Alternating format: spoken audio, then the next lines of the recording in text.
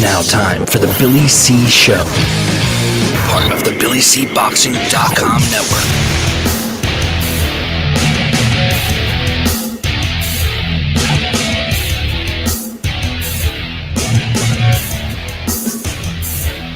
And we're coming to you live from the Billy C. Studios in Lake George, New York. I'm Bill Calogero, and it's time for the Billy C. Show. Good morning, good day, good evening, whenever you're watching, whenever you're listening. I hope you're doing okay. Today's show is being brought to us in part by the Title Bout Championship computer game. If you're looking for a simulation game that's the best out there, you can put up any fighter from yesterday, today, put them against each other, change weight classes, change trainers, change the way they are, if they're in great shape or not. Check out Title Bout. You can get yourself a copy right now. Visit our website, BillyCBoxing.com, and click on the Title Bout banner. Today's show is also being brought to us in part by the Southern Gourmet Spice Company. If you're looking to get the best spice to add to anything, the Kenny Bear's Barbecue Rub. And, of course, my new favorite, the Cajun spice and his all-purpose salt is second to none. Visit southerngourmetspice.com. Make sure you tell them Billy C. sent you. And today's show is being brought to us in part by my book, Tom Molyneux, From Bondage to Baddest Men on the Planet, is available right now where all good books are sold. You can get a copy of this book right now while you're watching or listening to this very show. Just visit barn.com.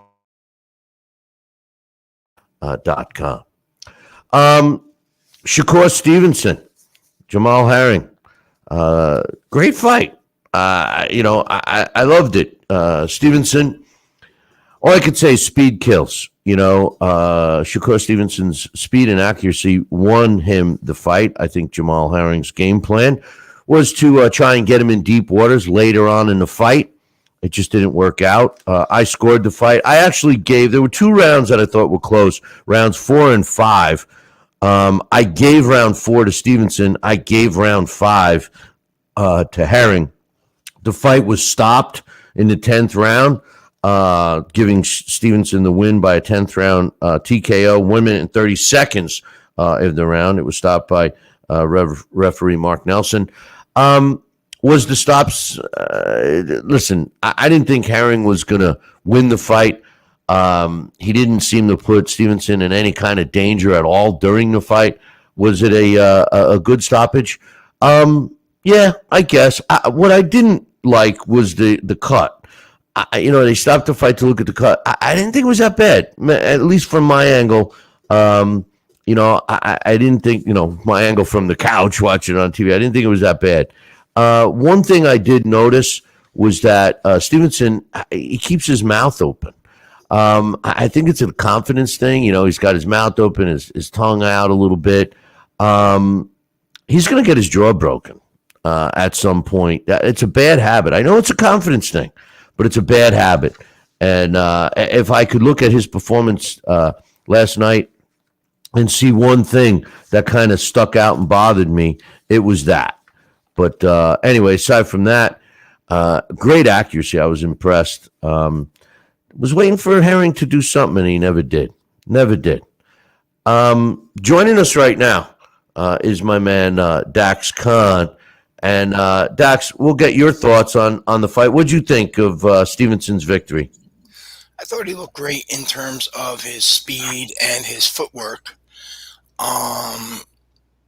Jamel Herring, not to take anything away from him, he's a tough fighter, but he doesn't have a lot of different dimensions to him.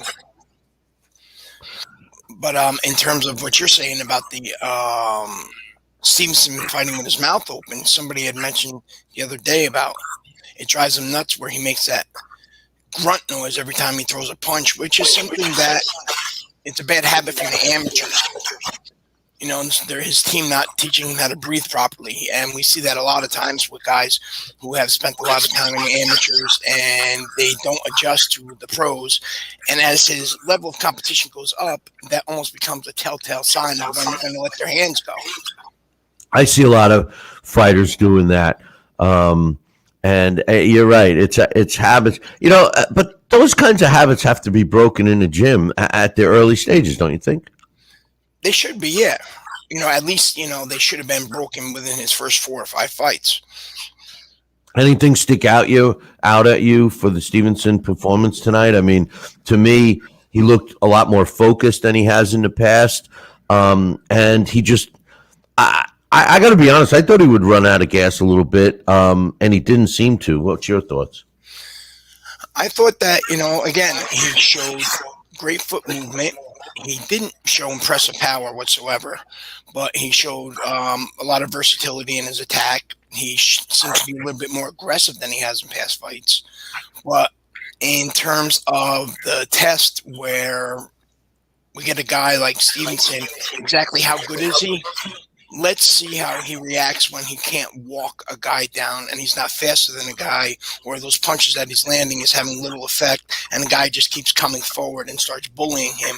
Then that's when the test comes on, exactly how good is he? Is he able to change up his plan, or is it just that he has a natural speed and, just not naturally physically more athletic than his opponents to date? Well, I mean, that's the case with a lot of fighters, that's why youth is so important in this game, Dax, and when it finally starts to fail him, if he doesn't pick up any tricks along the way, it's going to be over for him. I mean, not every fighter can knock their opponent out. I don't really look at Stevenson as a knockout puncher. I mean, he does have 9 knockouts in 17 fights. But he moved up in weight, so it'll be interesting to see. But his accuracy is there. I don't know if there's anything that they're going to do to try and increase power. But his accuracy is there. His speed is there. And Herring was a decent defensive fighter. So I don't know. I give Stevenson a little more credit. I don't know if he's ever going to be a knockout puncher. No, you don't have to be a knockout puncher, but you have to be able to switch up, is my point. It's great to have that speed. It's great to be slick. But what happens when your opponent take a Ruslan Provakanov or a Orlando Salido type, where they can just keep coming and coming and coming and taking that punishment, and they really do start getting dirty? That's a little bit where we've seen Jamel Herring had success last night, is when he kind of bullied Shakur Stevenson a little bit on the inside. Can Shakur Stevenson make those adjustments? And when you get to some of these guys like Rakhimov, you're going to be able to need to make those adjustments, because those guys are not going to just walk away and be dazzled by the skill set. No, but like I said, Herring was a decent defensive fighter. Yeah, no, and that's not taking anything away from Herring. It's not taking anything away from Shakur Stevenson. But the point is just, do you have more than one level to your game? The great Roy Jones, or as great as Roy Jones was, in this type of situation, I always use Bernard Hopkins as an example. Roy Jones beat Bernard Hopkins early in his career, but Bernard Hopkins actually went on to have the better career because Bernard Hopkins was a more versatile fighter, and he didn't rely solely on his reflexes. Hey, Dax, do me a favor. See if you can adjust your sound. It's coming through. We're getting double sound on that. I hear you. It's just, I look at the division. The name that jumps out at me, of course, is Oscar Valdez. And I say to myself, what you're saying to me is exactly what he would be challenged with against an Oscar Valdez. I mean, a guy that keeps coming at you and doesn't stop. And even if he's hurt, he's still coming at you. How do you see that matchup? I think that Shakur Stevenson should be able to box circles around Oscar Valdez, honestly. And again, I think Valdez would literally test the chin of Shakur Stevenson, but that would be an answer on whether or not Shakur Stevenson has more than one aspect to his game besides just the athleticism. In my opinion, Shakur Stevenson and Devin Haney are almost, it's like he's a 130-pound version of Devin Haney. Yeah, but my point is exactly what you were saying. Valdez comes at you, never stops, even when he's, he gets rocked a little bit. How is Shakur Stevenson going to react to a guy that's not going to show, taking that step back? And again, we don't know. Last night, though, he did show a little bit where he did stay. I was surprised. He stayed in the wheelhouse a little bit, even those couple rounds where Herring won. Shakur Stevenson actually showed he can fight inside if need be. Now, the only thing I would like to see Shakur Stevenson do on the inside a little bit different is be able to gain a little bit of power behind the punches. What's next for Stevenson? I would assume it would be a WBO fighter that's ranked. I mean, do you see him going up against a top guy, or you think he's going to go into another sanctioning body? Because there are some decent fights for him out there.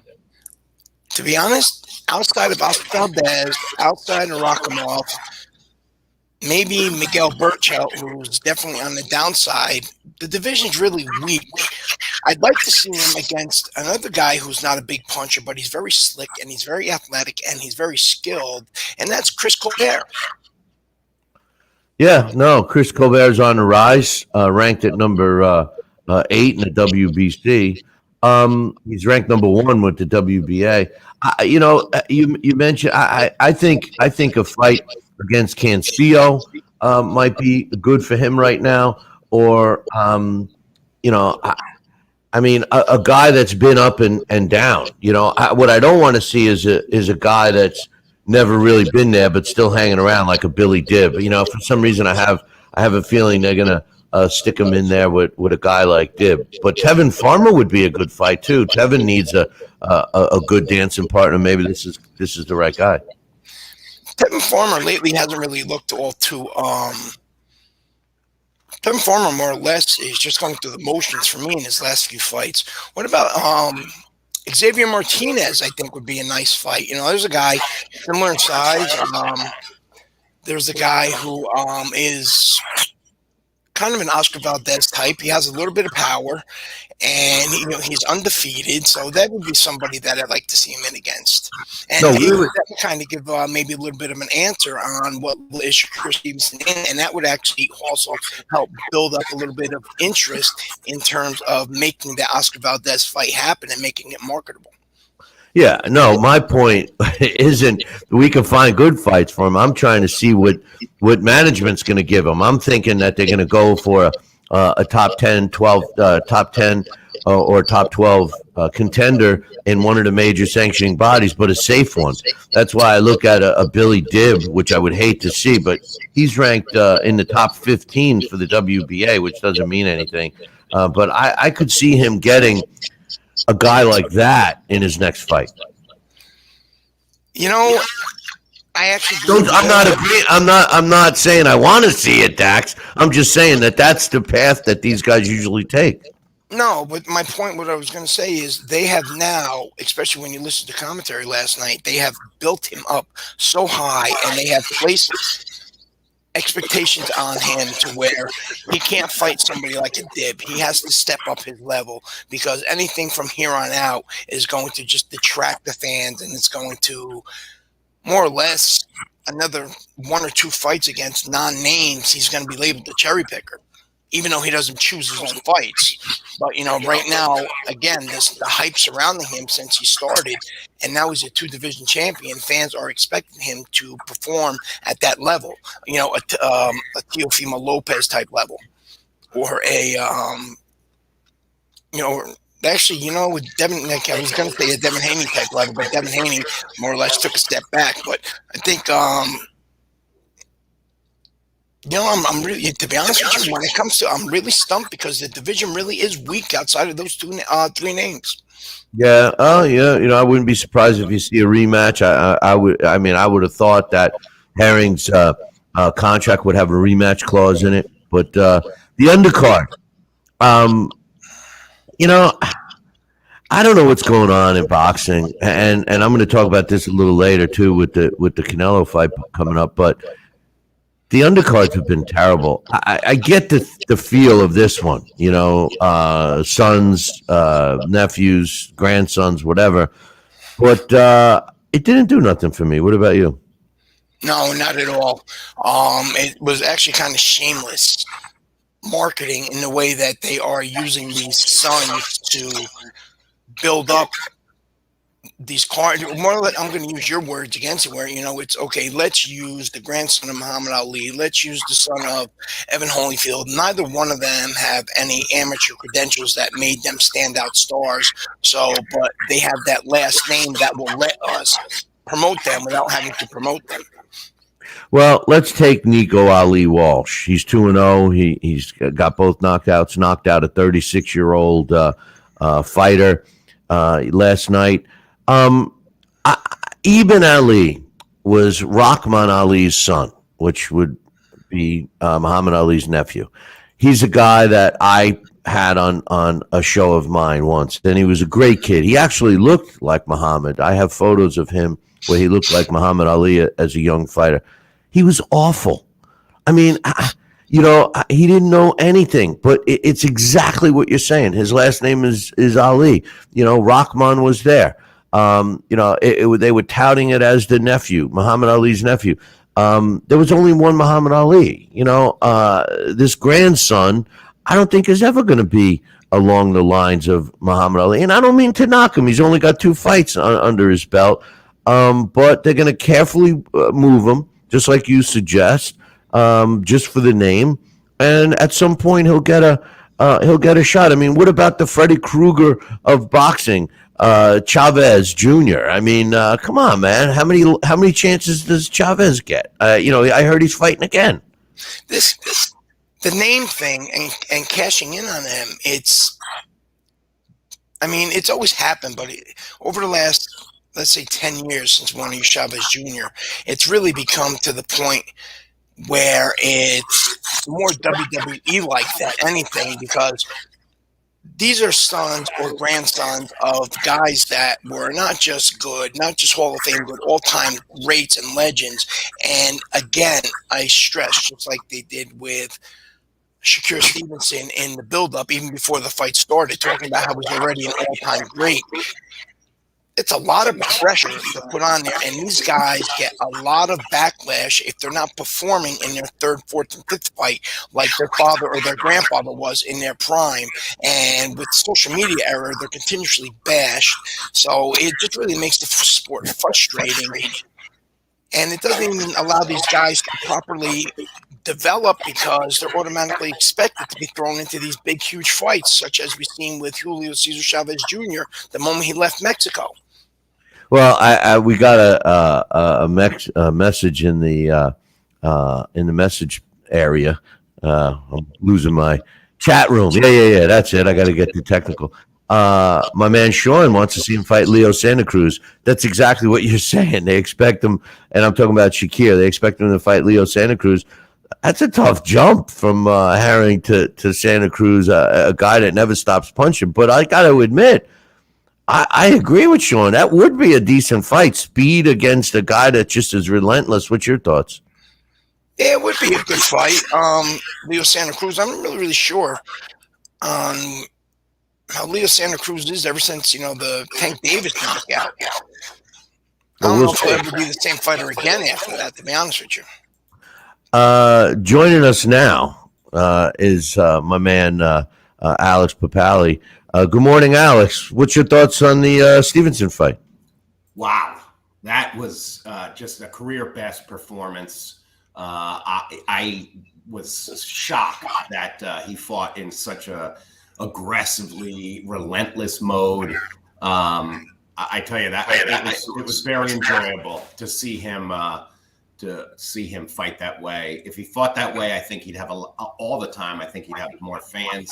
I think maybe I got I took his last performance too seriously. I think that this was more the Shakur Stevenson that he wants to be. And man, it was just amazing in terms of all the questions that I had for him. He answered them, and he answered them emphatically. The one thing Dax brought up, I don't know if you were listening, he was, both Dax and I also thought he had a great performance, but the one missing link is power. Is that something that this is the way he's going to be, in your opinion, or should power come a little later? I'm thinking this is the way he's going to be. Yeah, I have a feel. I think that's a good point. I mean, I think especially as he moves up, maybe I don't know how far that he'll get with the power, because that could be an issue. But I tell you, if he's so relentless that even there was one moment that I thought was just so impressive where. And it was the sort of one of the storylines that was going on through this fight is like, does Shakur Stevenson have dog in him? And there was a moment, I think it was in the 6th round, where Herring they came together real fast, and Herring complained that, he butted me. And as they came back together, Stevenson nailed him with a straight right hand and a sweeping left, as if to say, "Oh, are you hurt? Here's something to get over that hurt. Here's another hurt." And I just thought, wow, this guy he's really fighting at a high level tonight. He's supremely motivated. So I don't know. I mean, as long as maybe a guy like Leo Santa Cruz, we'd see a similar performance. But you're right. I think he would have to deal with that differently because the volume of punches, that's a big thing with Santa Cruz. Although Santa Cruz, I think one of the things about the Herring fight was that it was the right time. Herring was a little long in the tooth, but not to take anything away from Stevenson. And I think with Santa Cruz, there's a lot of miles on Santa Cruz, but I think that would be a very good fight. It's funny you say that because about the mean streak, because I tell you what, after the second round, prior to the start of the third, my notes, I wrote down, Stevenson has a mean streak in him. And I tell you, I like that. And I don't know about the necessity for power, Dax, with Stevenson, because, I hate to use this as a positive, but Floyd Mayweather didn't have any punching power.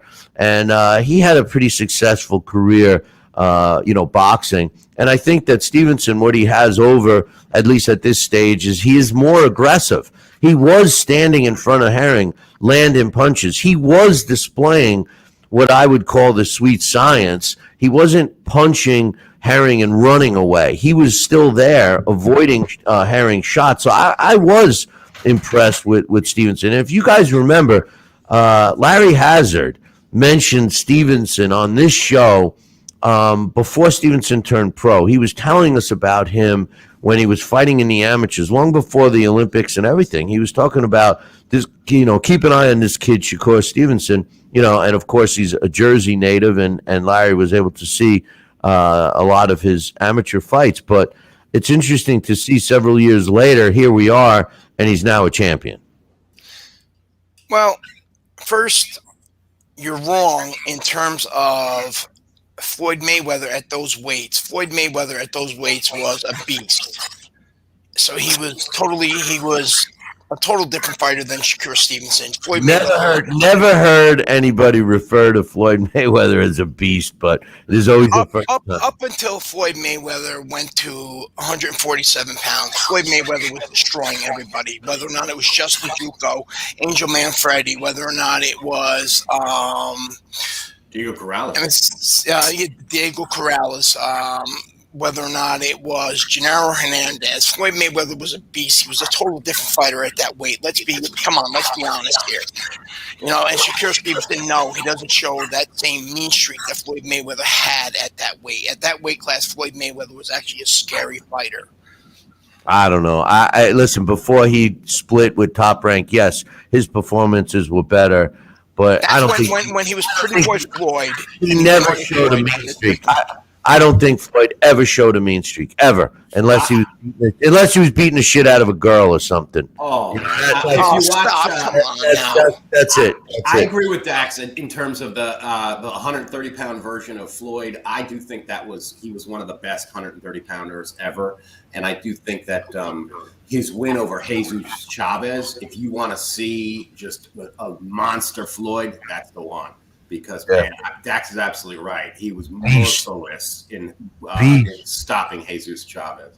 They made a slight reference last night to Arturo Gatti and Floyd Mayweather. That I was a little surprised. Yeah, it was. But the only reason why I mention that is, again, up until he got to that welterweight division where he had to become more of a defensive fighter because he was always going to be the smaller fighter, and because his hands were not of the highest in terms of being able to absorb the punishment. Floyd had to become more of a defensive fighter, and of course he stated many times he didn't want to end up like other members of his family, in terms of having that type of damage. So he became a defensive master. No, it wasn't exciting at all. But we're talking about the Floyd Mayweather from 140 pounds and down. That was a different fighter. If that version of Floyd Mayweather would have carried up to 147 pounds, Billy C would have nothing to complain about. And you know what? I think Billy C would probably have to take up something like crochet, because that would, start monopolizing a lot of his time. That's what I would like. I guess his daughter didn't listen to him either, right? But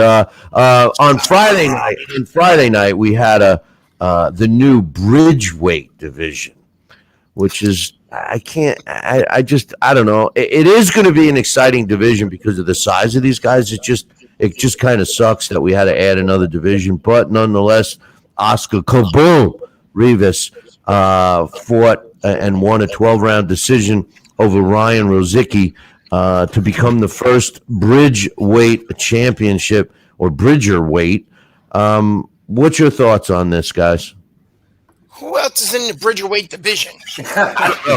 Oscar Kaboom, looks like he could control. I got to be honest, I never even heard of Ryan Rozicki, but he was going into the fight 13-0 with 13 knockouts, so I guess he was good. Well, here, just to carry on with the recent boxing tradition, Oscar Rivas is right now eligible for the Hall of Fame. He's the greatest bridgerweight champion of all time. He's lineal. He's undefeated.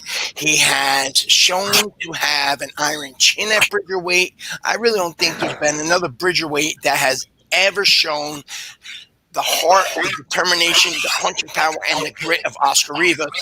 And I believe that Oscar Rivas may be the only bridgerweight in history ever. He's the only one. He's the only bridgerweight champion as of now, because the WBC technically is the only ones that even have rankings. I don't see rankings for any of the other. What I don't understand is bridgerweight. He came in at 222 for bridgerweight. Okay, Deontay Wilder, and this is not being changed things up. Deontay Wilder. He, for the most part of his career, has fought under 220. If Deontay Wilder dropped down and decided, I'm going to compete in the bridgerweight division, forget it. That division's over. Forget it. Why even bother having it? Because Deontay Wilder is going to be knocking out under the ring. They brought it in because of the big safety-first movement that the world has today, or at least here in the States, and because the heavyweights became bigger. Look at the size of these guys. If you're not 240 pounds in the heavyweight division, you're considered small. Got news for you. All of the great past heavyweight champions would have fought in this division if it existed. Jack Dempsey, Mike Tyson in his prime was 211 pounds, 214 pounds. What would he have done? The only thing that I like so far when I'm looking at the WBC's top 15, there are a couple. Can you tell me, please? Yeah, I can, because there are a couple I think you might have heard of, like maybe Marco Huck and Brian Jennings and guys like that, Tora Spitska. These are guys that are small heavyweights. And I'm not saying they're good, but they certainly couldn't compete against the 240, 260-pound heavyweights. They're not going to compete. And Deontay Wilder, he's bulked up. Wasn't he like 240 against didn't he weigh 240 against Tyson Fury in his last beatdown by Tyson Fury? He did that purposely, though. I'm talking about, the Deontay Wilder of normal before even the rematch usually fought under 220 pounds. Arthur Spilka still has his jaw on backwards from when he fought Deontay Wilder, and I'm not even sure he's awake yet from the Derek Chisora fight. Brian Jennings, he's still dazed from when we seen him get knocked out by Luis Ortiz up in Verona. Well, I guess you're back in the weight division because you're mentioning all these guys that are of 240 pounds. All the bridgerweight division is doing, the max is 224. So it's another division they've sprinkled in between cruiserweight. Because remember, cruiserweight and light heavyweight are the two most drastic weight differences from the minimum to the maximum. So I listen. Don't get me wrong. Here's a funny one. Brian Jennings, one of the best bridgerweights in the world, and Oscar Rivas should have a rematch from their heavyweight fight. Yeah. Yeah, I think that's the thing about it is that it seems like a superfluous division. It's a money grab in that sense, because you're right. I mean, if you look at history, Mike Tyson's whole career, he would have been a bridgerweight, because I think the biggest he ever was 221. And if you think about that, that would be ridiculous, because then when he fought a guy that was 230, that fight couldn't have happened. Or it would have been like a catchweight fight, which I don't know. That's ridiculous. And that's the whole point of heavyweight, the heavyweight division, is that you could have a 206-pound guy fight a 250-pound guy. And, I think you'd be wrong and that's what's so pathetic, that a boxing division bought into this. You'd be wrong to, if you've watched boxing at all, a 250-pound guy does not automatically beat a 203-pound guy. And the whole idea of weight divisions is because that concept is usually what happens. A guy who's heavier has an advantage over a smaller guy. Heavyweight division is not where that's always true. And that's where this new division just is really silly. It's a horrible name. Who came up with that? Yeah. Somebody from Connecticut? I tell you, the whole thing about it, the thing that's unfortunate is that supposedly it was a great fight. I didn't even know what streaming service it was on. I couldn't find it. Find it. It was supposed to be on ESPN Plus, and it wasn't. I do want to watch it, because I've heard that the fight was terrific. Like Dax said, it was the most phenomenal Bridgerweight championship fight ever. It was. But you know what? You guys, both of you are missing the whole reason why they came up with this division. No, listen. No, wait a minute. Hold on. Only one reason. No, because there's only one reason. It's more sanctioning fees. Right. So let's move a few more. Let's come up there, and pretty soon we're going to have a champion, Bridgerweight champion in recess, and a come on, man. That's why they did it. They did this just as the WBA is actually following through and eliminating their title. But what I was going to say is, remember, the cruiserweight division originally went from 176 to 190 because guys like Joe Frazier and Muhammad Ali, who fought at Bridgerweight, were considered too big for the rest of the heavyweight division, and it was unfair. Alexander Usyk just defeated, I guess you would say, the second best heavyweight in the world, fighting at Bridgerweight. Like Alex stated, size does not always matter. Now, Bill, you are right, and we spoke about this before on the show many times. Occasionally, 6'4" in this era is considered an undersized heavyweight. That used to be considered a monster, but now we have, and Montel Griffith, the former light heavyweight champion, says often on social media, what separates Tyson Fury from everybody else and makes him so more special is Tyson Fury at 6'9" can fight like a guy who is a Bridgerweight in terms of movement, or he could fight like a heavyweight in terms of being able to use his size and the power. And he's so versatile. He sets apart. He's totally different than the rest of the division. Like Alex was saying, a 201-pound guy isn't always going to lose to a 240-pound guy, because once skills come into it, that is what is going to be the deciding factor, whether or not it's stamina. The 201-pound guy can do a Manny Pacquiao where he's going to land more punches. He's going to break the bigger man down. Tyson Fury is just special in his own class. In my opinion, a 225-pound guy, a 230-pound guy, fighting a 240-pound guy really is not. It's really not that much of a difference, especially when you're 6'3", you're 6'4". This is what you're used to, and by dropping down to 223 pounds, fighting at Bridgerweight, You're not gonna, these guys, they're not going to be making any money. They're going to lose interest. The cruiserweight division's been around for decades, and we've had a lot of top cruiserweights. You mentioned some very way over there. Marco Huck has been past it for quite some time, and he's going to be a bridgerweight. And the cruiserweight division hasn't caught on yet. Is this bridgerweight division really going to catch on? Well, the cruiserweight division. The cruiserweight division hasn't caught on in one place, and that's the United States. Other than that, it's pretty good.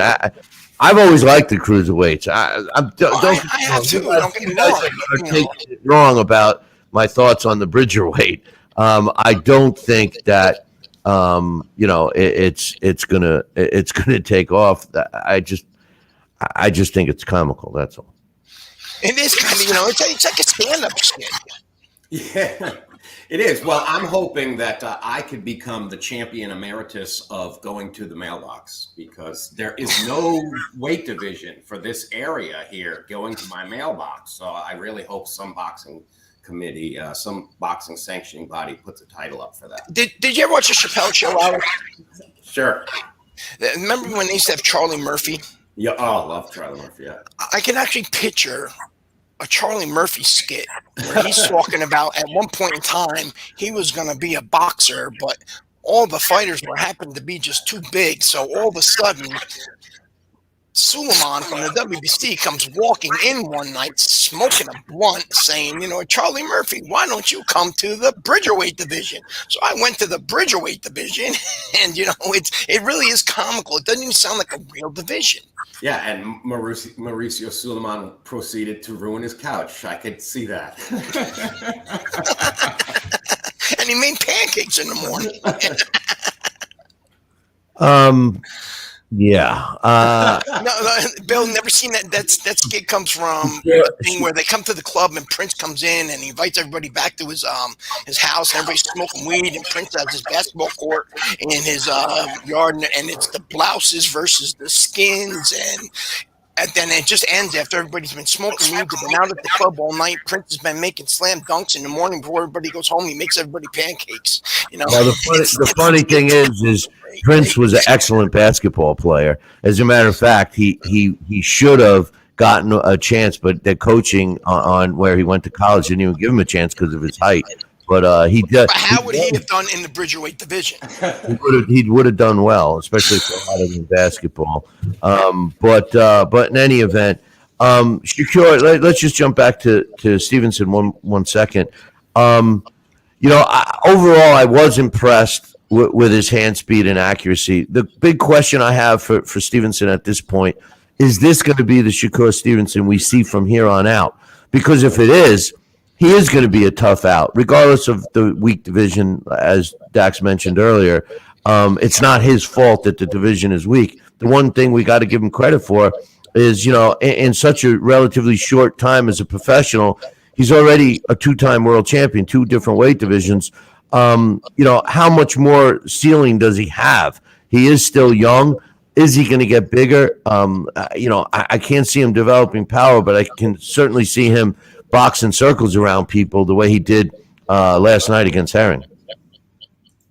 Absolutely. I do think that at some point he will move up, at least to lightweight, because as much as that division has sort of stagnated in the past year, at least in terms of the 4 kings, I do think that the most lucrative and the most interesting fights for him are at 135. So, yeah, I think we will see him move up, and I can't wait, quite honestly, to see him against some of those top guys after last night. My mouth's watering for fights like that. I'm not sure if how he will do, but what I saw last night made me think, he's definitely a force to be reckoned with should he move up. Yeah, I don't know what motivates fighters, but apparently Andre Ward was taking the credit for motivating Stevenson when he said thank you to him after the fight last night. But whatever the case is, was that Ward or Bradley? I thought that was Bradley. Yeah, I'm sorry. I wasn't sure what Bradley said. Oh, that's what he. Okay, so he. Yeah, that actually makes more sense to me now. that you guys straightened me out that it was Timothy Bradley, because he is more critical. I just, it's hard for me to listen to that broadcast team on ESPN. And I love Joe Tessitore and Timothy Bradley. I'm not a big fan of Andre Ward. I'm just not. I wasn't when he was in the ring or outside the ring. But it's hard. Ass kissery. It really was. It was shameless ass kissery last night. Well, they all do it. They all do it. The zone does it even worse. So it was tough. I just want to point out to everybody looking to get some spice. Don't forget about Kenny Bear's barbecue rub. Check it out, southerngourmetspice.com. Make sure you tell him Billy C sent you. Some fights coming up that I wanted to talk about. I guess the Dillian White Otto Wallen fight has been canceled. Did somebody get? Dillian White had a shoulder injury. Oh, okay, all right. Because that was a fight I was kind of looking forward. They canceled the whole card, huh? Yeah, I think so. Yeah. And also is the other fight that was postponed is, oh gosh, there's another one coming up that's postponed as well. Yeah, well, this has been a year of postponements, it seems like. Well, I mean, COVID got everybody ready to. No, like due to an injury. Due to COVID, somebody was injured or they got sick or something. And that was just recently. No, I wasn't suggesting that. My comment about COVID is that there seemed to be a lot of postponements over that. We didn't even see fights over COVID, so we've come a long way since then. But a little better. yeah. But. That's the blame to everything. That COVID's the reason why you don't like Floyd Mayweather. COVID's the reason for everything nowadays. Yeah. COVID is why there's less cat food than there used to be. Yeah. COVID is why there's going to be a turkey shortage for Thanksgiving. And I heard about that. But did you see how there's going to be food shortage? There's going to be this. There's going to be that. And then all of a sudden they said. Josh Taylor, that's it. And the other British liquor shortages. Now the country's in there. Yeah, wait, whoa. We could do without turkey on Thanksgiving. We could do without toys on Christmas. We could even have Christmas without a damn Christmas tree, which is all supposed to be shortages. But you better stop when you start telling me there's going to be a shortage of liquor, because people are going to start going crazy, Exactly. It's like the old airplane clip when they're like, the co-pilot has passed out. He's unconscious. Oh, by the way, we're out of coffee. Yeah. I always refer to that movie, and it's funny that so many young people never saw it, I know, it's such a classic. It's like, I have a drinking problem, and he can't, But you can also get an organic tofu turducken, and in case you don't know what that is, if anybody here speaks jive and would like to explain that, turducken actually, Madden came up with turducken years and years ago, but not really? John Madden, the football player? Yeah, he called it because it was a cross between a turkey and a duck, and it was. Nothing about it. But at least John Madden. But they had stuck all these legs on this chicken, on this turkey, because that was the whole thing. He would award that, but that was years ago. I'm really showing my age now. To be honest with that movie, one of my favorite lines is, "Does anybody here speak jive?" And who is it? Barbara Billingsley. I do. So I like. Looks like I picked the wrong day to quit drinking, And he goes along the whole thing, smoking, shooting heroin, doing cocaine. Glue. Hey, attention! Does anyone here know how to fly a plane? But what about the? Here we are. We're going good. What about the nun? Oh, stop! And they're all lined up with bats and stuff. No, not the nun. It was somebody going crazy. Even a nun was lined up to smack her around. But anyway, Canelo Alvarez is fighting in a few weeks, November 6th. It'll be the next big fight, I guess, that we'll be talking about. I love the fight, fellas. I love the fight. I love Canelo versus Caleb Plant. I think it's just par for the course for Canelo. I don't, even people that don't like him have to give him credit. But I got to be honest with you. It's a pay-per-view, and it's terrible. The rest of the card is terrible. They're resurrecting Anthony Durrell. I mean, I've always thought that he got a rough end of the card, so to speak. But I also thought he was finished. Ray Vargas is on the card, which I don't mind seeing, but they're one-sided fights. What's your guys' thoughts on the undercard that's been announced, at least the pay-per-view? They're terrible. There's at best terrible is what you can say, and that's being generous. Anthony the Dog Durrell is taking on Madman. See, when they start really promoting the nicknames, it reminds me of what Bob Trieger told me years and years ago. It's like they do that, when it's, the tough, the ever tough, the battle tested. He's going through me and him one time where he's giving me all the adjectives when basically it's a punching bag. Yeah, it's a punching bag. A battle tested guy. He's got 1 win, 15 losses. Yeah, he's battle tested, not on the good end, but Madman Marcos Hernandez, 15-4-2. That's the co-main event, boys. Co-main event to Canelo and Plant. I'm sorry, but there's a lot of anticipation into that fight, to be honest with you. I'm really, it's kind of like an edge of your seat type fight. Madman versus the Dog. Yeah, no. Can the Madman score knockout number 4? Because he only has 3. I know. I mean, I'm a madman, then I'm gonna have to sit through and watch it. To be honest with you, but. I don't mind Durrell trying to make another comeback. I mean, the guy's only got 2 losses. The 2 draws, you could make an argument that maybe there are 2 more losses. I don't know, but he never did nothing for me. The Durrell brothers, as Dax, you brought it up many times, they bring trouble to the ring. And I don't mean inside the ring. I mean outside the ring. It's a shame. And I'm surprised that I'm seeing it on a Canelo card. Usually Canelo's cards are pretty good. The PBC won the bidding rights for the broadcasting is why that's on pay-per-view, is because the PBC won the rights to broadcast. Well, they on November 20th, when Porter takes on Crawford, that fight is confusing, because you sign up for ESPN Plus, and you were promised that you were going to get a lot of these fights.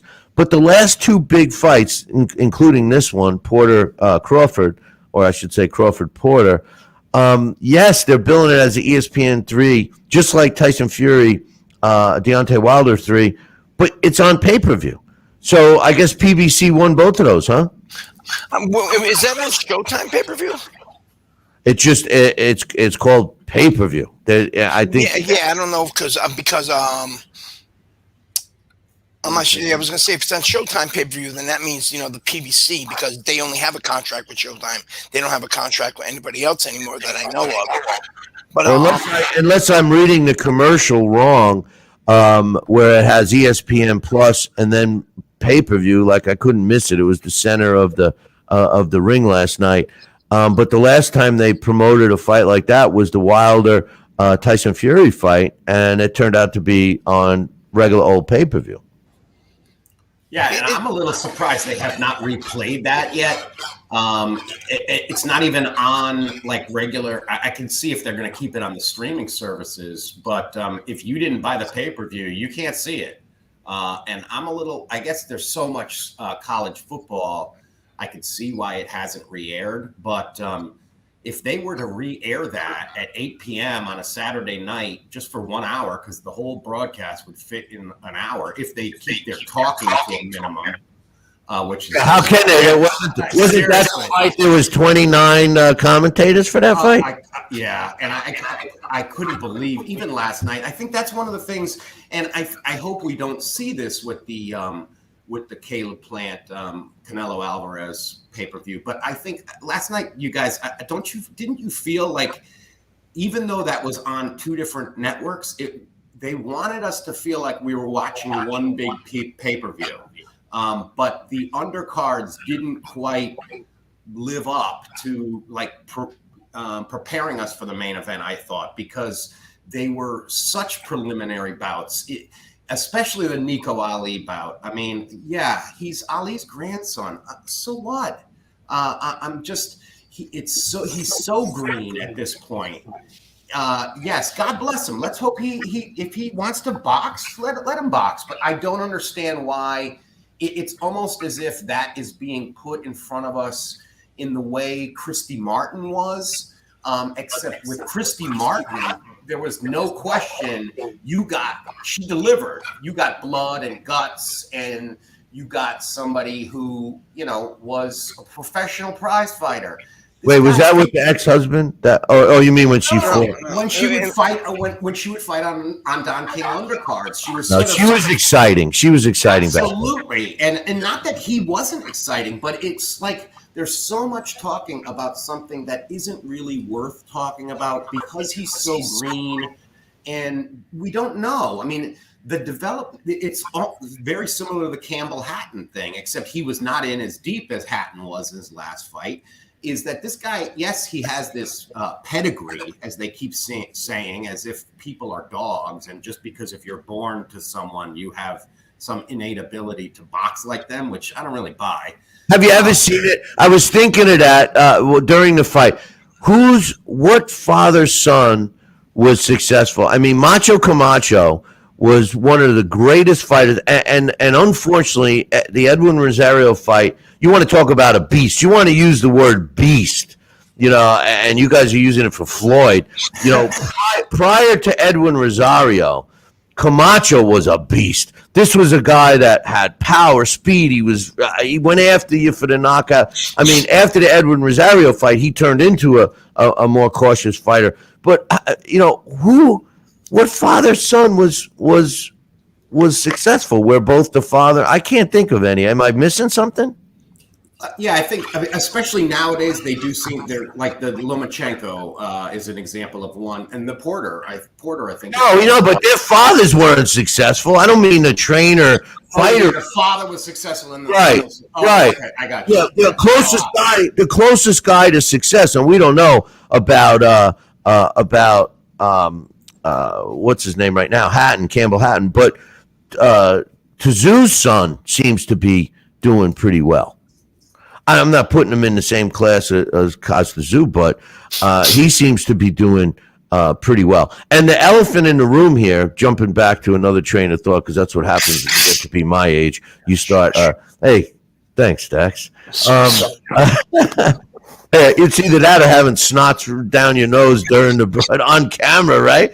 But the elephant in the room was the fact that I thought that the fight last night, Shakur Stevenson, was actually, an undercard, to be honest with you. It should have been more of an undercard fight rather than on a big pay-per-view. That is more of an undercard fight, in my opinion. What do you think, Alex?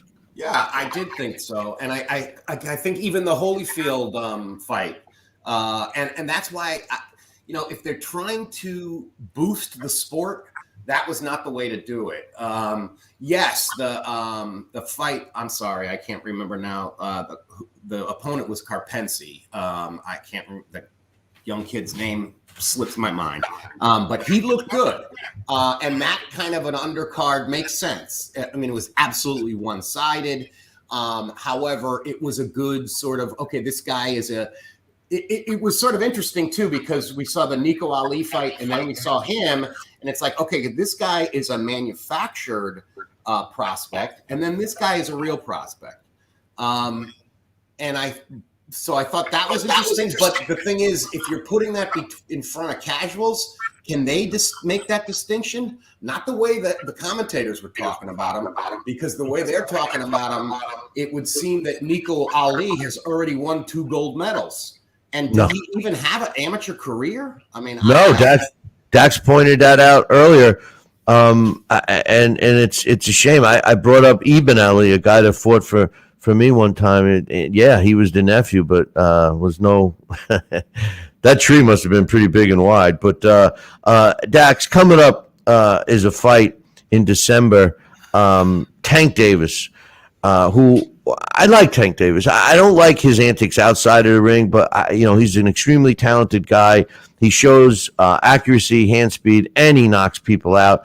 He's taken on a fighter, Roland Romero, who's referred to as Raleigh, and there's been a lot of smack talk from Raleigh. Is this going to be as competitive, in your opinion, as Raleigh is making it sound, or is this his 5 minutes in the limelight? And he's just trying to make the best of it? there's genuine bad blood between the two of them. Remember, they're all part of that Mayweather stable. And Rolly, in his last fight, actually jumped over, and the first thing he did was call Tank out. And in my honest opinion, to me, it seems like there's some sort of like internal problem going on within the Mayweather camp. That this animosity, more or less, I would say jealousy for some reason, is what made Rolly call Tank out. But I really think that Tank Davis is going to put a highlight reel beating on him. Geez, that's unusual that there's conflict in a Mayweather stable. Didn't Mayweather and Tank Davis have a problem at one point? Well, because for a while, Tank Davis wasn't able to actually get a copy of his own contract, and he was literally posting on social media about it. I'd like to see my contract. I'd like to know how many fights I have left underneath the Mayweather banner. Yeah, if I'm a fighter, I would like to see my contract too. The interesting thing about Rolly Romero, with 14 fights under his belt, scheduled to fight Gervonta Davis. From what I understand, Texas, the state of Texas, has basically suspended him indefinitely. I haven't seen anything to say that he was reinstated. Does either one of you guys know anything about that? I think because he didn't do they had to do with a post-fight drug test or physical or something like that. It's nothing that he actually did. He wasn't hurt. He didn't fail any drug tests that I know of. No, but I mean, once a commission suspends you, at least in the United States, they all unless it got cleaned up. I don't know, but no, that used to be like that. That doesn't count anymore. They don't care anymore. Yeah, I see what you're saying. There's still a little flag on his box rec.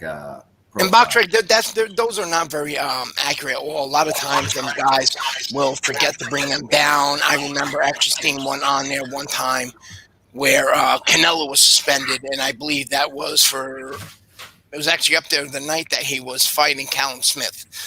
Well, Fight Facts is the official records and suspension. So be curious. I'll make a call. Yeah, this actually says suspended indefinitely. Right. So yeah, I'm curious what that is too. Well, indefinitely only means until they get the proper paperwork. Until we look at it again. Yeah, it definitely isn't indefinitely anymore. But when you look at Rolly's record, I mean, the best name on it really is Yiggett. I mean, Anthony Yiggett. He stopped him in the seventh round. Aside from that, nobody really jumps out at me. Gervonta Davis, as a matter of fact, is obviously has had some decent wins. The biggest, in my opinion, is Leo Santa Cruz, but he did have a Gamboa, even though Gamboa is long gone. Mario Barrios was an up and coming fighter that people gave a chance to. So I think you're right, Dax. I think that Tank Davis is going to pretty much annihilate this kid. Tank has a lot of good names on there. Come on, we have there's a 2-division champion, Jose Pedraza. You got William Walsh, Fonseca. Fonseca was undefeated.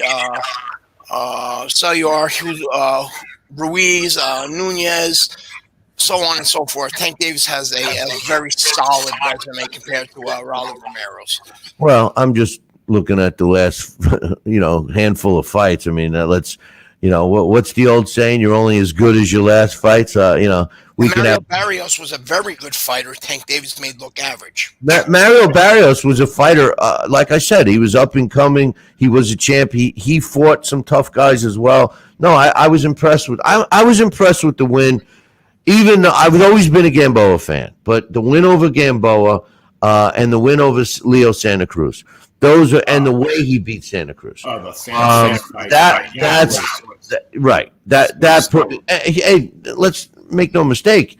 He was old, but Hugo Ruiz is a tough fight. Now, I don't disagree with that at all, Dax. I love Davis, and I think that I don't think that inside the ring is ever going to weaken Davis. I think it's his antics and the crowd he hangs with outside the ring. That same thing with Shakur Stevenson when you're talking about before. That's the same thing with him.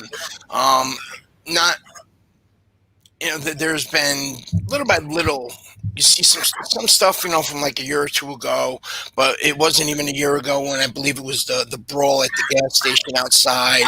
Shakur Stevenson needs to mature a little bit, just like a lot of these younger fighters that we see out there nowadays. They need to mature and they need to understand that you can't do, and no disrespect, and thank God again he's alive, but like, no offense, you win the biggest fight of your career and then you go out drinking and you're driving drunk, What's the common denominator with all of those names you're throwing at me? The common denominator is just what this era where, again, bring up the Bridgerweight division, where everything has just become about money. The word champion used to be something how a fighter carried themselves outside the ring as well as inside the ring. If anything, it was more important whether or not they lost their belt, how they composed themselves in the post-fight interview. They didn't make excuses. Nowadays, everything has become more or less one big reality show, and it's almost as if these young up-and-coming fighters are trying to outdo each other to get themselves higher viewings. I was looking more for the connection of the PBC because I was gonna say, I thought I knew that little entrance. Most of them are. Yeah, well, most of them are all with it, and listen, we could beat up on the PBC all we want, but the truth of the matter is the common denominator there is the in your ear, you're the best, nobody can beat you, all of that stuff, which is great mentally, but these fighters are all losing focus. The only one that never lost focus, credit to him, is that beast of a Mayweather you guys refer to. That beast, he never has lost focus, ever. And that's the one thing that I have to give Floyd Mayweather Jr. credit for. He has always, been focused on his fight. Now, you could, say that he, handpicked, cherry-picked the opponents in the second part of his career and everything else, but he was always in shape. The guy's in shape right now, so, I mean, I have to respect that. And I think a lot of other fighters that are under that banner, I don't know if they fall into thinking that they're a Mayweather or thinking that they're better than they are, but they all have trouble. They all have trouble, man. To be honest, to be 100% honest, you brought up a valid point about Floyd Mayweather. Outside of Terrence Crawford, genuinely, American boxers in general, American boxing is really, even though America is the place where the money is made, mostly in Vegas due to the international crowd that's there at all times, whether or not, they're gambling or whether or not they're there for some other business type meeting. Vegas is why it has become the boxing capital, because it's always going to draw in that crowd of fans. But in terms of just American fighters, really, outside of Floyd Mayweather Jr., outside of now Terrence Crawford, really, American boxing has kind of hit the bottom. Even USA boxing has really hit the bottom. The only reason you can make that argument, Alex, is because they don't fight each other.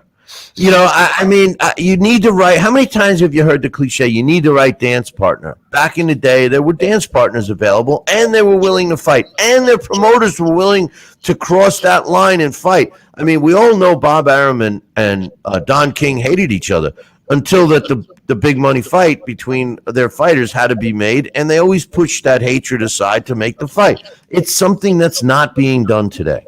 Yeah, and I do think that, especially with all these new apps and streaming services, it does seem like people that are not boxing people are the ones deciding what to put in front of fans. I think that's why you get some of what we got last night. I don't know. It seems almost like, because when you think about it, ESPN, it's Disney. And it does almost feel like the same people that are deciding who are the Dancing with the Stars partners are the same people deciding, people want to watch Ali's grandsons. It's like, well, where's Gregory Peck's bicycle and Barbara Mandrell's skateboard? Can we find out about that? I don't understand why they think we're interested. It doesn't, because they're lazy. Because promoting fights has become lazy. Yeah, I think that does definitely seem to be part of what's going on. The other thing that just popped into my head, and maybe it's only half baked because like I said, it just came to me as you were talking. It's something about that PBC. Maybe it's analogous kind of to, remember how Kevin Rooney was so successful as the chief second for Mike Tyson. Well, then that worked so well that every other guy he trained, he would make into little Mike Tysons in a way. And sometimes it worked, and usually it didn't, because there's only one Mike Tyson. It almost seems as if the PBC had this successful business model, Money Mayweather, and we're going to use that model for all our fighters. The thing is, as we've been talking in this show, the Money Mayweather heel persona did not come out of nowhere, and he certainly didn't start there. That might not have worked without that top-ranked foundation. And a lot of these guys that they're promoting now, all they have is this Instagram or TikTok personality. Not to say that they don't have success in the ring, but like we pointed out, this fight for Gervonta Davis is it's not going to be a difficult one, I don't think. Listen, you're right about Mayweather. Mayweather was successful in having his own fan base, whether they loved him or hated him. Because let's be real, nobody was in between with Floyd. They either hated him or they loved no matter what he did. And that was a success. And you're right, PBC ran with that. And they're trying, and how many other fighters? Look at all the fighters that are trying to take the Mayweather model to riches. They see we live in a binary world, and that people either want to get mad about something or love you, and that either way they're coming to watch. So they're sort of promoting their fighters to be like that. It's no different than back in the day when they said any publicity is good publicity. It's the same thing. And I just want to make a comment about your comment about Kevin Rooney. And you hit it on the head. And I say this, at one point, Kevin and I were pretty good friends. I used to spend a lot of time with Kevin at the horse gambling places. But the truth of the matter is that, my friends, separates a good trainer from a not so good trainer. And don't get me wrong, I agree 100%. Kevin Rooney and Mike Tyson were perfect for each other, because when they were together, they could not lose. As soon as they separated, they both lost. Tyson went downhill, and so did Kevin Rooney. Kevin Rooney's inability to train fighters to bring out their own natural abilities is what hurt him as a trainer. He was lucky with Vinny Paz, because Vinny Paz had a similar style to Mike Tyson. But several other fighters that I saw him train in the gym, tall, lanky fighters with a beautiful arm reach, and they got him bobbing and weaving, fighting small and stuff. I could never understand it. That's what makes trainers like Lomachenko and the late great Manny Stewart so good, because they're able to take a fighter, look at his natural abilities, and capitalize on them. Whether, if it's a trainer that likes to bob and weave and go for the knockouts, all of a sudden he's got this tall, lanky guy that's got great footwork and a natural jab. Well, Jesus, you better start using the jab and box the kid. Otherwise, he's going to get knocked out. That's what we don't have anymore. We have rah-rah men. We don't have talented trainers. That's why these fighters are the way they are. Let's call a spade a spade. That's the truth. Our amateur program has gone downhill. We heard it from Teddy Atlas almost 15 years ago, complaining about it. And Dax, you see it. You happen to be in an area that has some fighters that at least are displaying heart and stuff. That's an exception to the rule now. That's not the norm. That used to be the norm. Guys used to chase kids out of the gym. Hey, I want to get out of here. We don't have time for you. Now, somebody walks into a gym and they want to sign up for a boxing class. Yeah, come on in. You got a checkbook? Yeah, you got a natural. You're going to be a champion someday. All of that is BS. It's all become business, and I understand that. But come on, man. and it's not just, you can't just say the PBC, but yes, like I said, stress onto the amateur, starting from the amateurs. We are not even nowhere near the most dominant amateur system in the world anymore. And if you look at the top 10 universal pound for pound in the pros, outside of Terrence Crawford, outside of Teofimo Lopez, who would not be there if it wasn't for the fact that he has that win over Lomachenko, and outside of Errol Spence, who has fought more guys that were either coming up from 135 to 140 than he has actually fought guys that are genuine welterweight. The whole rest of it, there's not one guy on there that's an American. And for those reasons that you stated, the trainers they want everybody, they come out and they will all do the same exact thing. And take somebody like Ryan Garcia. We were just having this conversation with somebody where Ryan Garcia makes as much as a lot of world champions who have put in a lot of work over the years to get where they are, simply because, and not that Ryan Garcia doesn't work hard, but the fact that Ryan Garcia has such a big following on social media.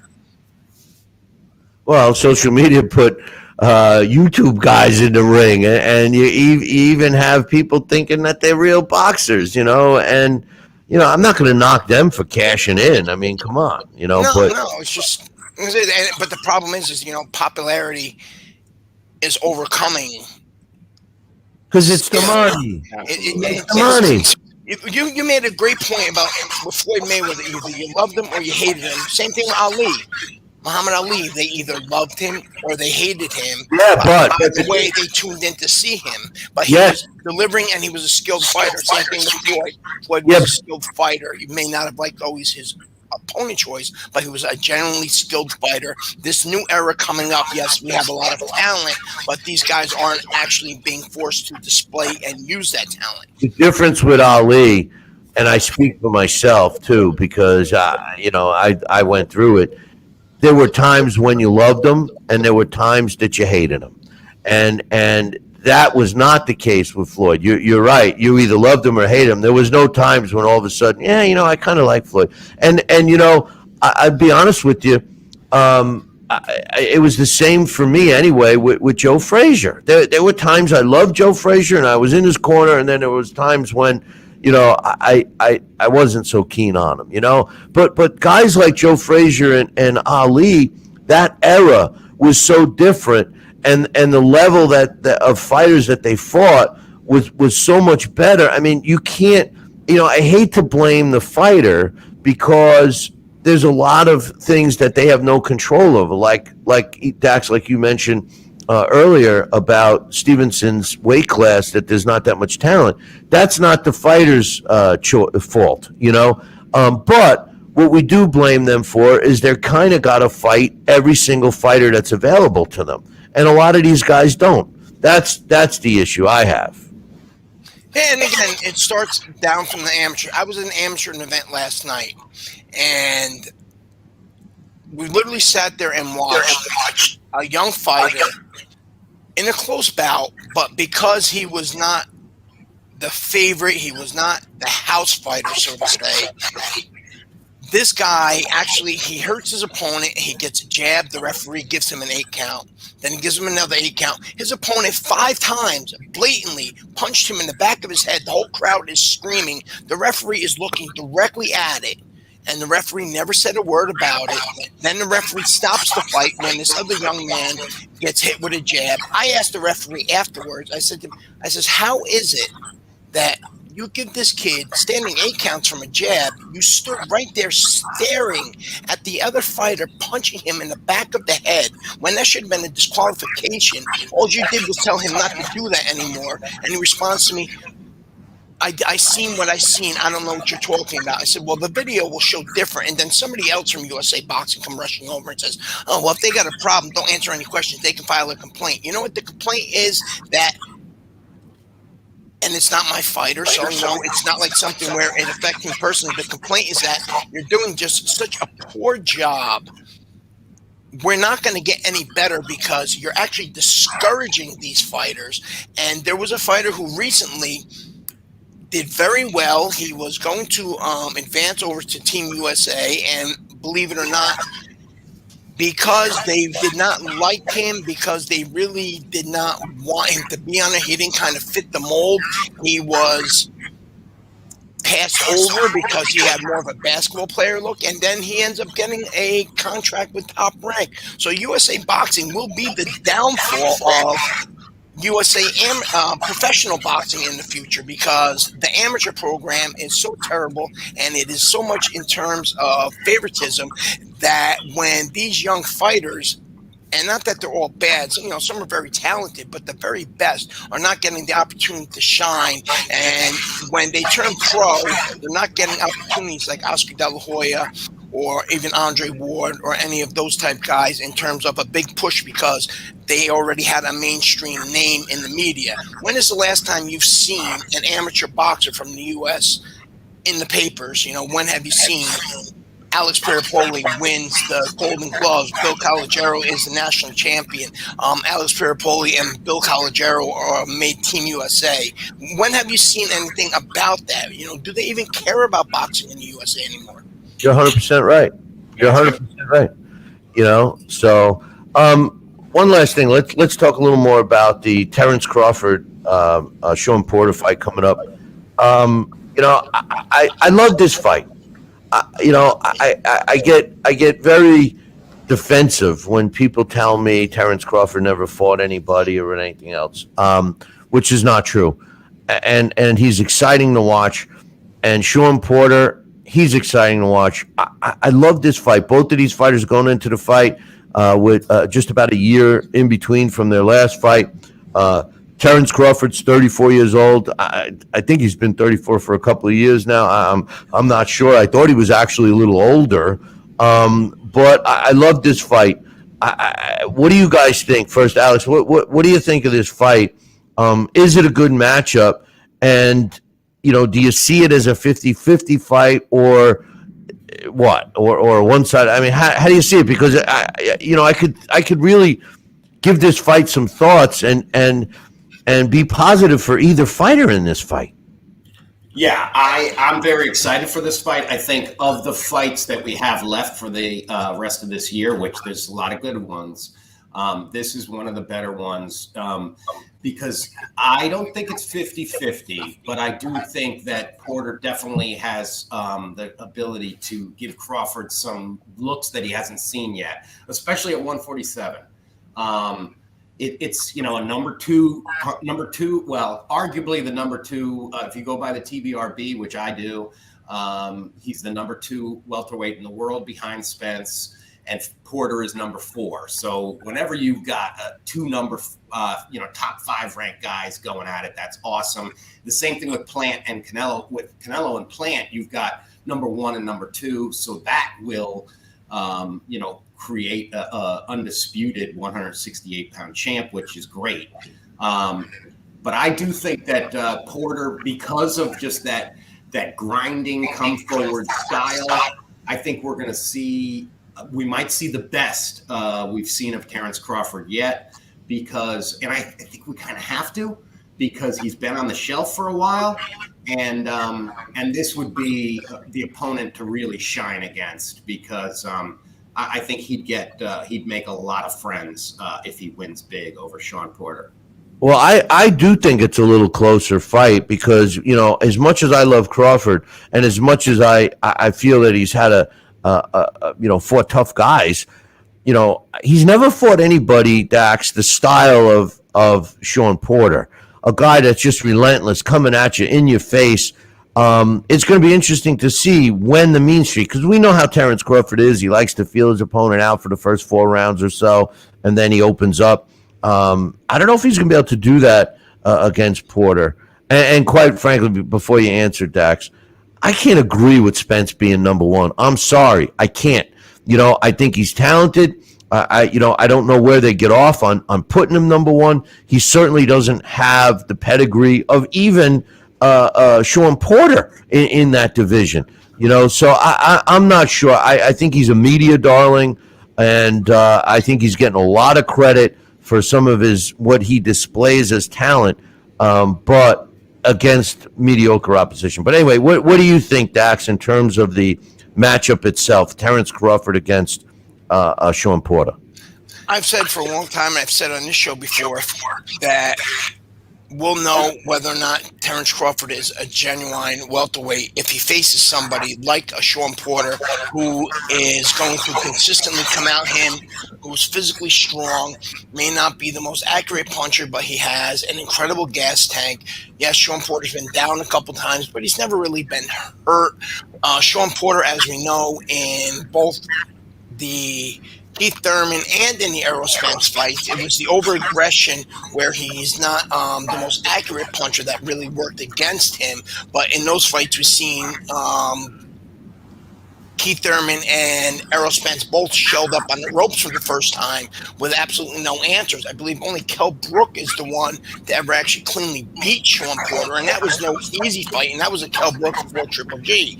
When it comes to both Errol Spence and it comes to Terrence Crawford, let's be honest, Terrence Crawford did great things at 140. At 147, what has he done? His best opponent is genuinely Jose Benavidez Jr., who is a talented fighter, but he is not elite. Same thing with Errol Spence Jr. Who has Errol Spence Jr. beat that's a genuine welterweight? Sean Porter. Outside of Sean Porter, but who else has he beaten outside? And same thing with Terrence Crawford is who's he really beat that's a genuine welterweight outside of Kell Brook? No, listen, I'm with Spence 100%.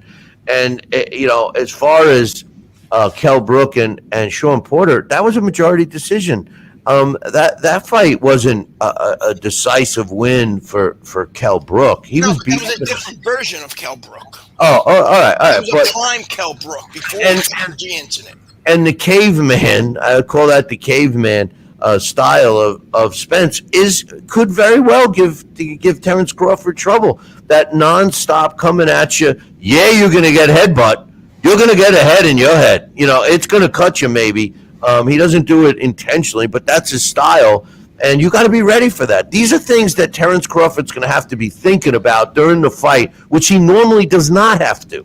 And I think that a guy like Terrence Crawford, who I'm a huge fan of Terrence. I'm a big fan of both of these guys. I can't wait for this fight. But I just think there's some added dimension to this particular fight that it has to be on Crawford's mind that benefits Porter, in my opinion.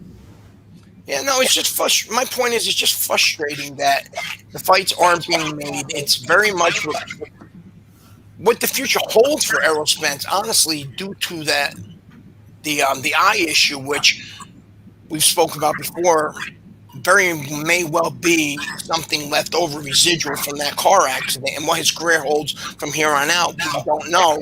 But it's a shame that Terrence Crawford versus Errol Spence could have been the biggest welterweight fight of this era so far anyway, and more or less they kind of hit the Deontay Wilder Anthony Joshua problem, where one is now injured. We don't know what's going to happen in the future. And then if Sean Porter defeats Terrence Crawford, all of a sudden with the cynical fans that we have today, Terrence Crawford's going to be all of a sudden overrated.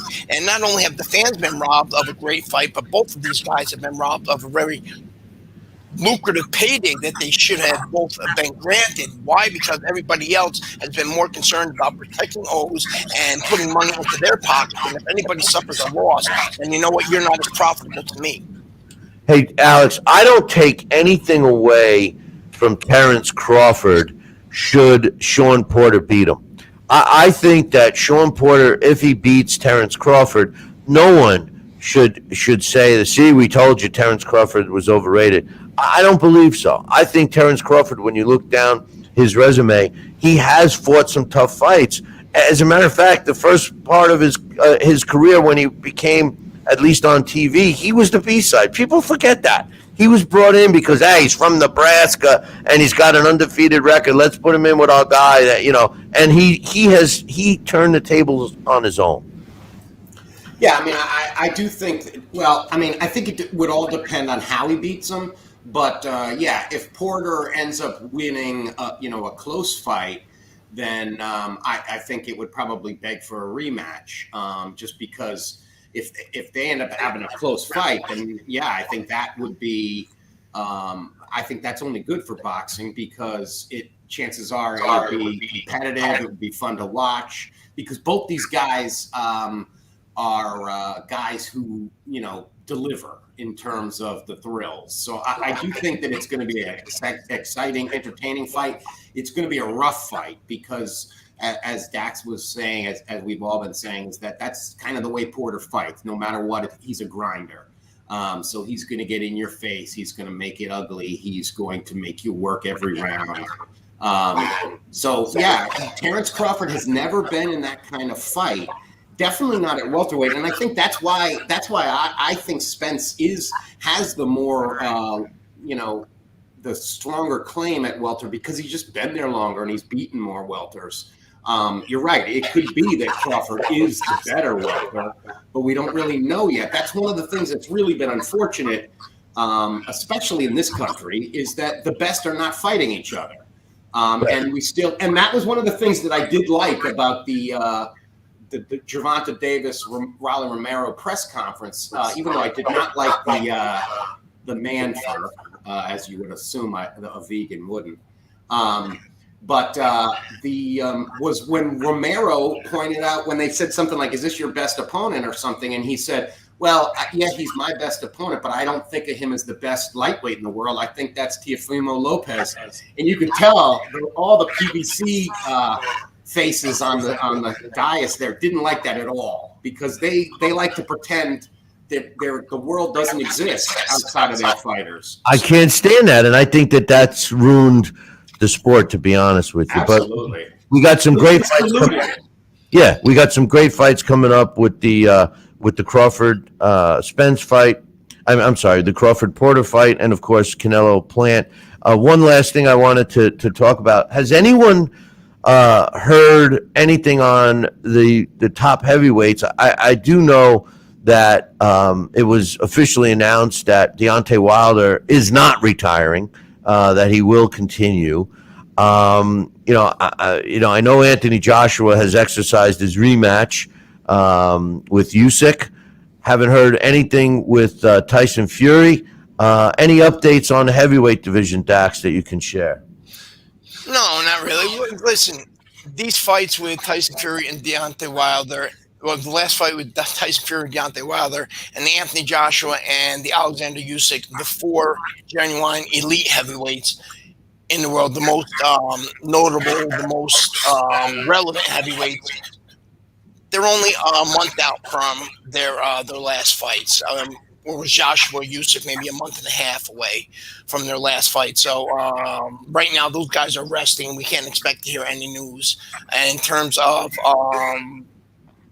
Dillian White, we now he's injured, so he's not going to be in the Alawala fight, which would have been interesting to see who came out ahead there because Alawala, I believe, is underrated, and I believe the winner of that fight would have been in line to face most likely Usyk or Fury. I don't know, depending on how the mandates would have went.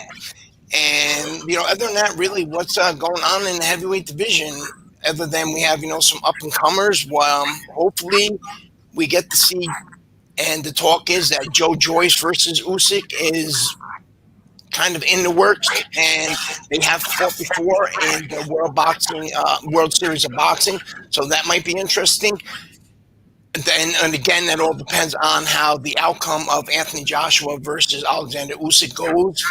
The heavyweight division right now is just, in limbo. The only thing we know is that Tyson Fury and Alexander Usyk are the two best in the world. And Deontay Wilder, if he can lose some weight, has a very good chance at defeating the greatest bridgerweight of all time. Yeah, I don't think he would have much trouble in that division at all. And I think that the heavyweight, listen, Usyk is there. He's there, of course. Win, lose, or draw in the rematch. I think he is. I agree with you. Top four heavyweights. Well, I lied. I do have one more thing, Alex. Any thoughts on the Mikey Garcia loss? I mean, Mikey Garcia, the Errol Spence Jr. fight was kind of shocking. I gave him a lot of credit that he stepped up and fought him. Spence couldn't stop him. It went the distance. And then Garcia comes back and beats Jesse Vargas, which it was impressive. Jesse Vargas is a tough fighter. Then he was in a fight that was supposed to be a stay busy fight against Sandor Martin, and he loses a majority decision. I mean, this is not a guy that isn't prepared for fights. I mean, was he starting to believe the press clippings, or has he been? Is it over for him? I mean, that's the question. I don't think it's over, but I do think that he's made it kind of clear that this is not prize fighting is not his first love. And I mean, that it's weird because he's really good at it, but some people. What is his first love?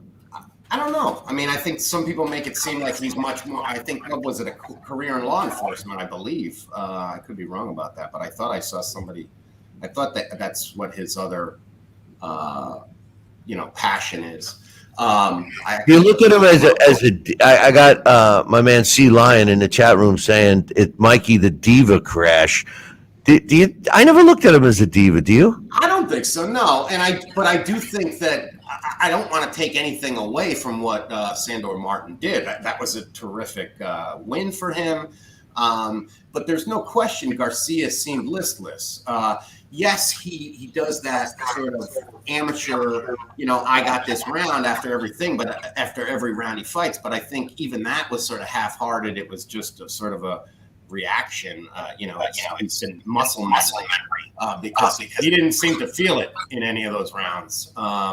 Well, you learned by watching your man, the late great Marvin Hagler, when he was doing that.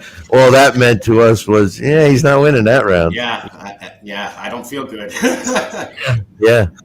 But I don't know. And I think one of the things I did enjoy, especially in there's so much bad commentary nowadays, that I did like how Sergio Mora was very honest about.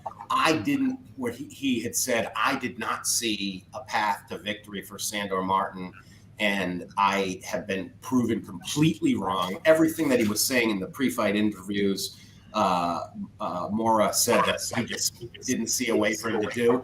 And then watching the fight, he saw him do it.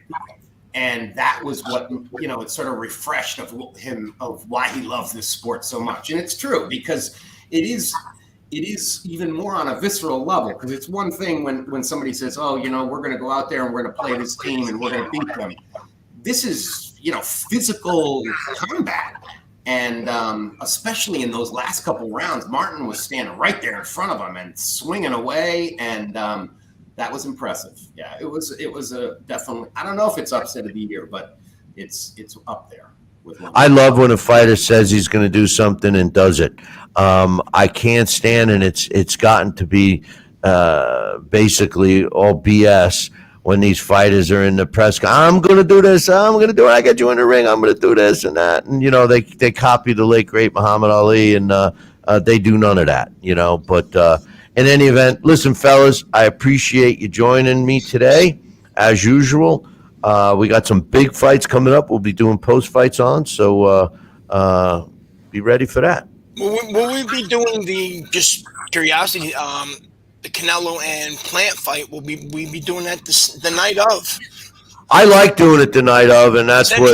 If we're already going to be up, and by the time that gets over, I'm waking up. We'll have about half hour to get up anyway. So why not just stay? Why not just pretend we're still in college? You know what I mean? We've been hanging out all night, and you know what? Might as well just go straight to work rather than go to sleep, because we're just going to be dragging ass. I will, and I promise I'll have plenty of scotches in me, so that'll make an interesting night. All right, so Alex, you and I will do a show, and Bill will just That's something. You guys are going to have to carry me, because I might have carried in here anyway. But anyway, I'm ready. I've been pretending I'm still in college for 25 years. So hey,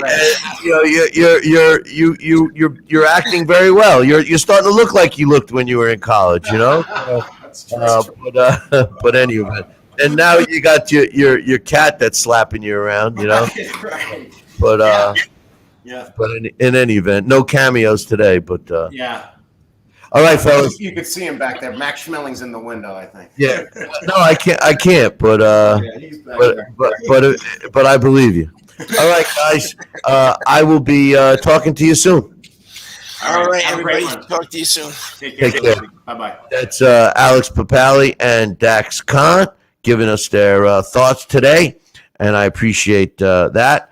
And I just want to remind you guys, we will be back for post-fight shows, the Terrence Crawford and Sean Porter fight, and of course the next one coming up, Canelo Alvarez against Glebe Plant. I'm looking forward to both those fights, big fights, and I hope you join us here. Don't forget, if you have any questions, comments, or concerns, feel free to drop me an email, Billy@TalkinBoxing. That's TalkinBoxing.com. And don't forget to get yourself a copy of my book, Tom Molyneux, From Bondage to Baddest Man on the Planet. Is available right now at Amazon.com. You could also get a signed copy. Just drop me an email, Billy@TalkinBoxing, TalkinBoxing.com. Don't forget, it makes a great stocking stuffer. The way this boat, it fits right in the stocking. You see what I mean? And it's that time of year. So listen, until next time, make sure you tune in next time. Same bat time, same bat channel. Until then, I'll leave you with this. Ciao, baby.